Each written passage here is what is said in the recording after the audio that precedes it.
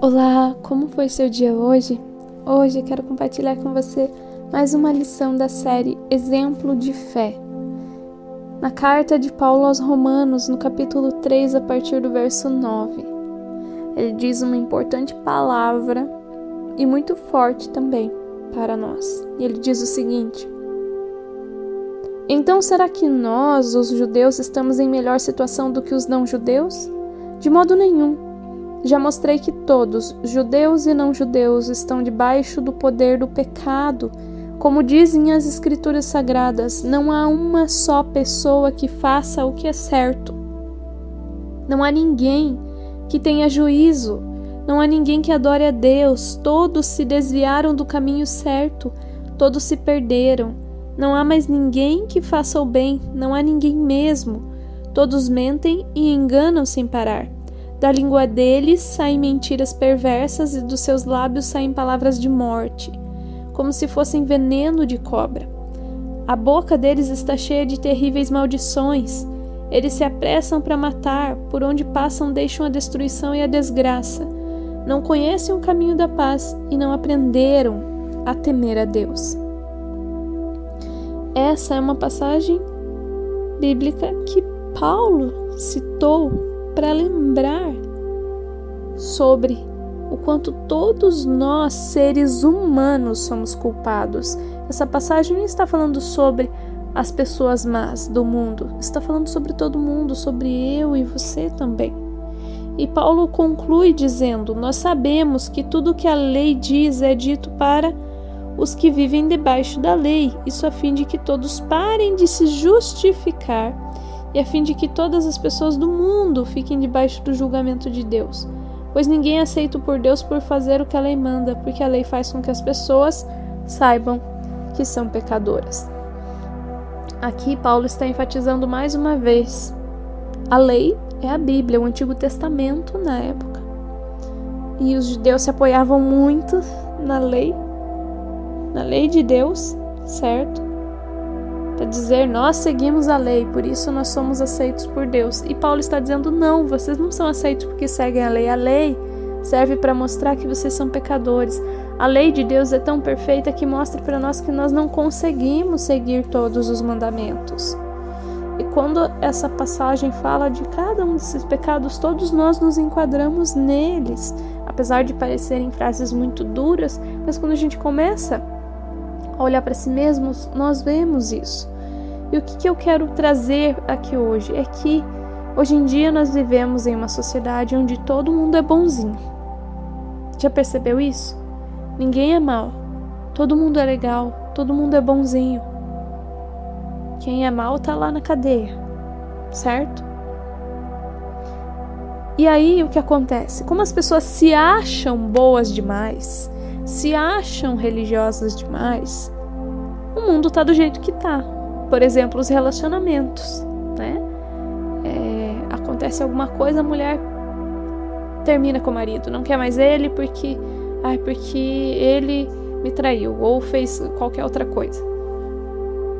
E então a pessoa se coloca numa posição tipo, ele foi o errado. Eu não fiz nada de errado, eu fui a vítima nesse relacionamento o tempo todo. Ai de mim, coitada de mim, sou uma mulher maravilhosa porque eu trabalho fora, porque eu estudo, porque eu faço isso e mil coisas. Quando geralmente a mulher que faz mil coisas é o tipo de mulher que vai atrair problemas pro seu relacionamento, porque ela acaba se tornando insensível, né? Acaba muitas vezes competindo com o próprio marido, mas esse não é o detalhe agora. Mas o que eu quero dizer? Nós vemos muitas pessoas nessa situação em que o outro é o culpado, o outro é pecador, mas eu sou uma pessoa maravilhosa. Eu não mereço nada do que fizeram pra mim, porque eu nunca fiz nada de errado. Você já ouviu alguém falando assim? Eu fiz tudo por ele. Eu fiz tudo pelos meus filhos, tudo por não sei quem. Porque nós temos essa ideia de que somos tão bons. É por isso que os relacionamentos não dão certo, porque se eu não olho pra mim e não vejo que eu sou pecadora, que eu também erro, então ninguém vai prestar pra mim, ninguém vai servir na minha vida, porque eu nunca vou olhar com humanidade pro outro, eu sempre vou olhar de um pedestal em que eu sou a pessoa boa e o outro é pecador.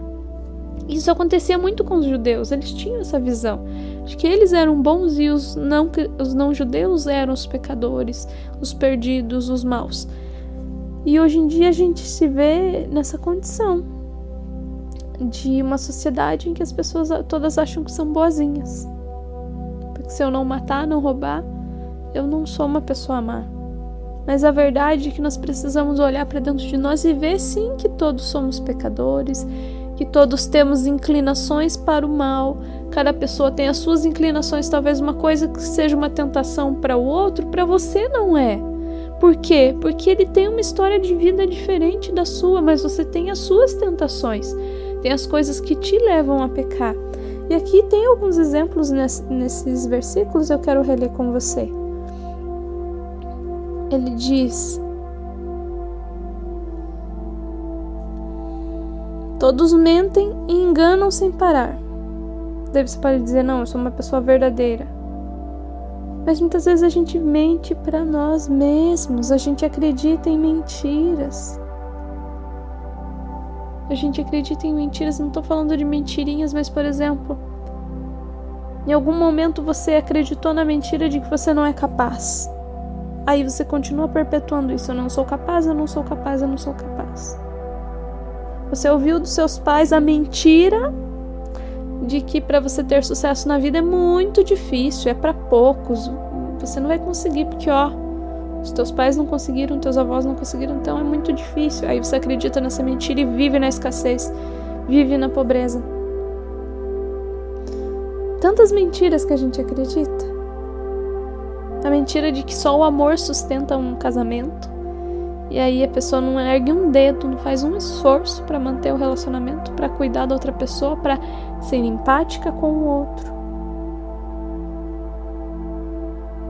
A mentira de que as mulheres são melhores que os homens. E essa é uma mentira muito pregada na nossa sociedade atual, que é muito feminista. E aí nós mulheres nos vemos na condição de ter que competir com os homens ao invés de sermos pares que se aliam para um propósito maior em Deus. E aí ele continua dizendo: da língua dele saem mentiras perversas e dos seus lábios saem palavras de morte como se fossem veneno de cobra. A boca deles está cheia de terríveis maldições. E você deve dizer, nossa, eu nunca disse uma maldição. Mas quando você fala coisas ruins para os seus filhos, para você mesmo, para você mesma, quantas vezes eu disse para mim, ai, que burra que eu sou. Eu sou mesmo muito burra, por isso que eu fiz isso. Vem aqui me ajudar porque eu sou burra, eu não sei fazer isso aqui. Várias vezes eu falar isso pro meu marido. Ou tantas coisas piores que a gente vem a falar para as pessoas com quem a gente mais convive, nossos pais, filhos, parceiro, parceira. São maldições. Por que se torna uma maldição? Quando falam que as palavras têm poder, porque a pessoa ouve o que você falou. E ela acredita, por mais que depois você diga que foi brincadeira, por mais que depois você peça perdão, aquela palavra marca.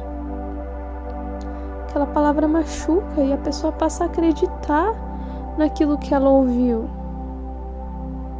E às vezes nem foi a palavra, mas o jeito que foi dito, o tom de voz. Muitas vezes a palavra nem é tão dura, mas o tom de voz, o jeito, o contexto, passa todo o sentimento mal que você desejou naquele momento para a pessoa. Toda a ira que você está jogando sobre o outro. Sim, como um veneno, porque isso machuca muito mais do que um veneno de cobra, que às vezes você usa o antídoto e fica tudo bem. E eles se apressam para matar, e matar, lembre que não é só fisicamente. Você pode matar as pessoas, como eu disse aqui, pelas palavras, pelo que você fala para elas. Você pode matar sonhos. Quando você é pessimista, a pessoa vem com um sonho, com uma ideia, e você diz, acho que não vai dar certo, desiste disso aí, vai fazer um concurso. Quando você desestimula a pessoa a fazer algo bom, você também mata. Então, nós fazemos isso o tempo todo, nós estamos em pecado e realmente a condição do ser humano é pecado, mas a grande boa notícia é que Jesus veio para nos salvar de tudo isso. E na próxima lição nós vamos falar sobre isso. Mas hoje, vamos fazer uma oração. Vamos meditar sobre isso. Não como algo pesado, mas como um momento de se libertar, de ver realmente, de olhar para dentro. Faça essa meditação comigo. Feche seus olhos, respire profundamente. Relaxe e repita comigo. Senhor Deus, perdoa-me, Pai, pela minha multidão de pecados. Perdoa-me por conseguir ver muito mais facilmente o pecado do outro do que os meus. Perdoa-me, Pai, pelos pecados que eu não percebia antes. Me ajuda a olhar para mim e ver os meus pecados, os meus erros, as minhas falhas, para que eu possa mudar. Mais doloroso do que olhar para o próprio pecado é continuar vivendo ele. Ajuda-me, Senhor, transforma-me, porque eu sei que no poder do Espírito Santo eu sou fortalecida para não pecar. Que o Espírito Santo é essa força que me ajuda a seguir no caminho certo, porque a minha inclinação humana é de pecar e de fazer o que é mal e de escolher o pior. Mas o Espírito Santo do Senhor me capacita a fazer o que é melhor e eu peço, me inunda do Espírito Santo para que eu possa sempre seguir no teu caminho, Pai. E ajuda-me a não ser uma pessoa hipócrita que não admite seus erros, mas que nos relacionamentos eu seja uma pessoa humilde, que olha para si mesma, que olha para os seus erros, que pede perdão e que sabe olhar para os outros também com empatia, com misericórdia e com perdão. Em nome de Jesus que eu oro. Amém.